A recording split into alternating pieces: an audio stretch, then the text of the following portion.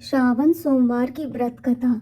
श्रावण सोमवार की कथा के अनुसार अमरपुर नगर में एक धनी व्यापारी रहता था। दूर दूर तक उसका व्यापार फैला हुआ था। नगर में उस व्यापारी का सभी लोग मान सम्मान करते थे। इतना सब कुछ होने पर भी वह व्यापारी अंतर मन से बहुत दुखी था, क्योंकि उस व्यापारी का कोई पुत्र नहीं था। दिन रात उसे एक ही चिंता सताती रहती थी।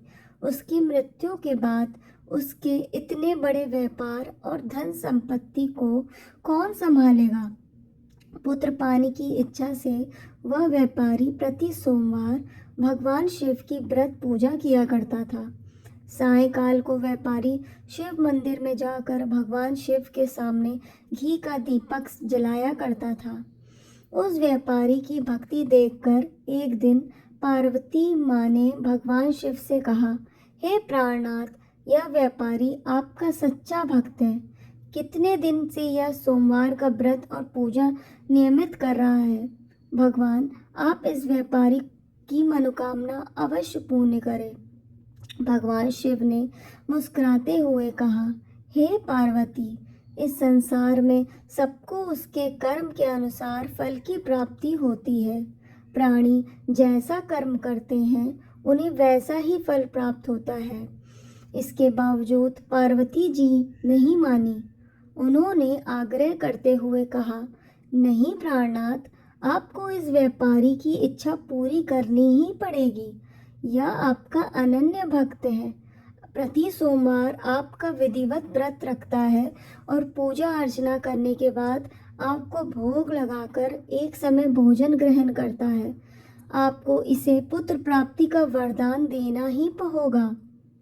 पार्वती माँ का इतना आग्रह देखकर भगवान शिव ने कहा, तुम्हारे आग्रह पर मैं इस व्यापारी को पुत्र प्राप्ति का वरदान देता हूँ, लेकिन इसका पुत्र 16 वर्ष से अधिक जीवित नहीं रहेगा। उसी रात भगवान शिव ने स्वप्न में उस व्यापारी को दर्शन देकर उसे पुत्र प्राप्ति का वरदान दिया और उसके पुत्र के 16 वर्ष तक जीवित रहने की बात भी बताई।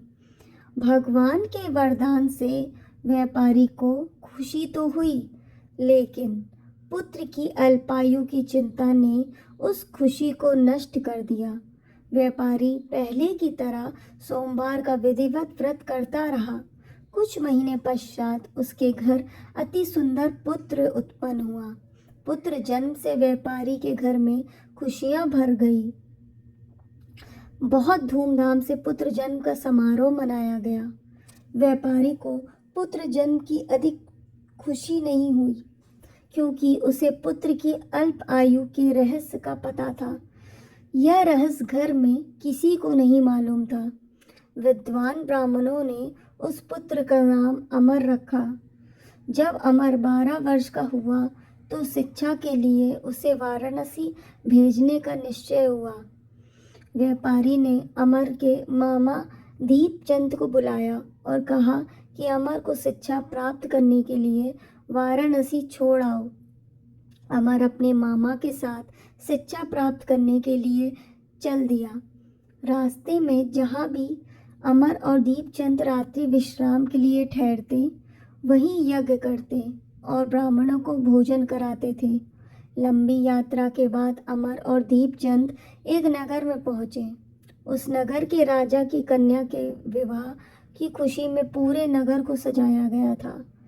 निश्चित समय पर बारात आ गई, लेकिन वर का पिता अपने बेटे के एक आंख से काने होने के कारण बहुत चिंतित था। उसे इस बात का भय सता रहा था कि राजा को इस बात का पता चलने पर कहीं वो विवाह से इनकार न कर दे।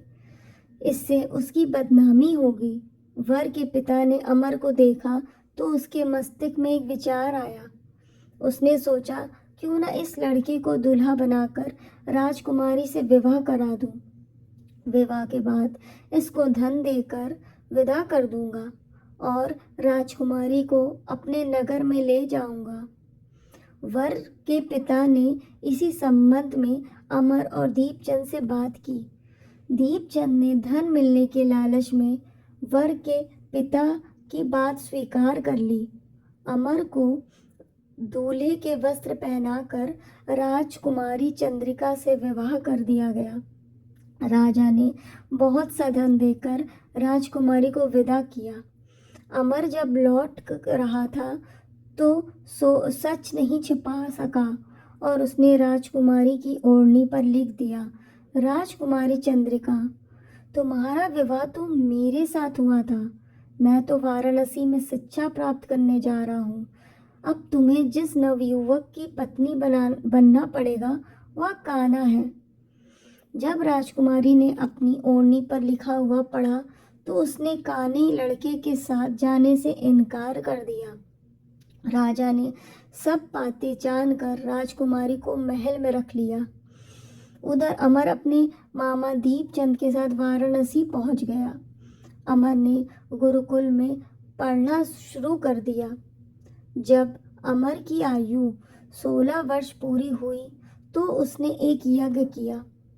यज्ञ की समाप्ति पर ब्राह्मणों को भोजन कराया और खूब अन्न वस्त्र दान किए।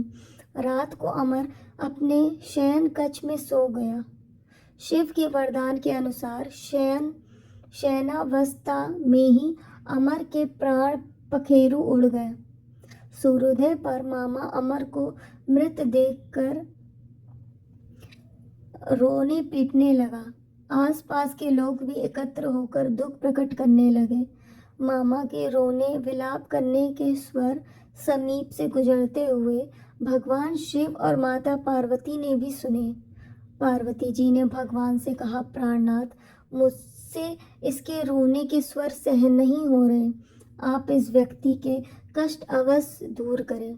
भगवान शिव ने पार्वती जी के साथ अदृश्य रूप में समीप जाकर अमर को देखा तो पार्वती जी से बोले, पार्वती, यह तो उसी व्यापारी का पुत्र है। मैंने इसे 16 वर्ष की आयु का वरदान दिया था। इसकी आयु तो पूरी हो गई। पार्वती जी ने फिर भगवान शिव से निवेदन किया, हे प्राणनाथ, आप इस लड़के को जीवित करें, नहीं तो इसके माता पिता पुत्र की मृत्यु के कारण रो रो कर अपने प्राणों का त्याग कर देंगे।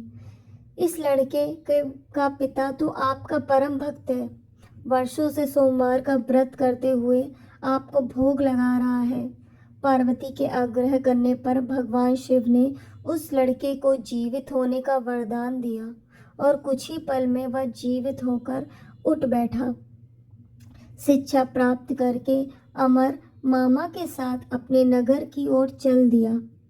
दोनों चलते हुए उसी नगर में पहुंचे जहां अमर का विवाह हुआ था।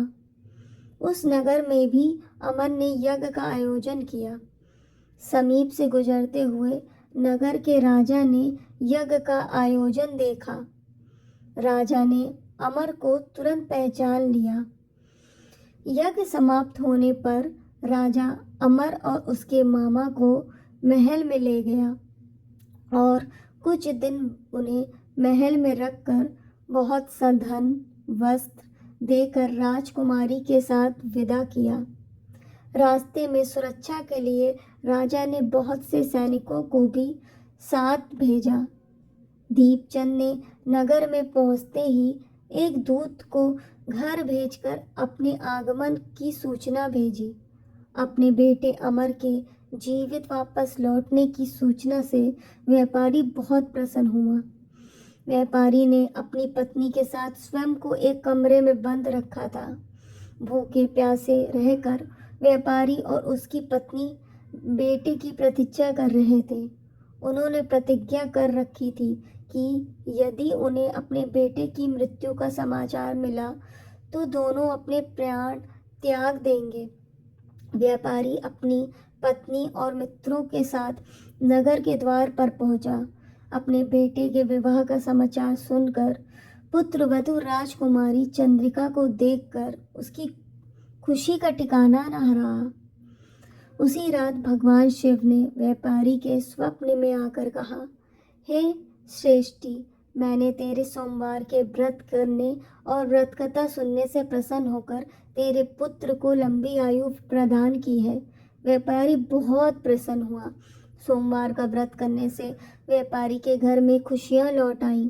शास्त्रों में लिखा है कि जो स्त्री पुरुष सोमवार का विधिवत व्रत करते और व्रत कथा सुनते उसकी सभी इच्छाएं पूरी होती हैं।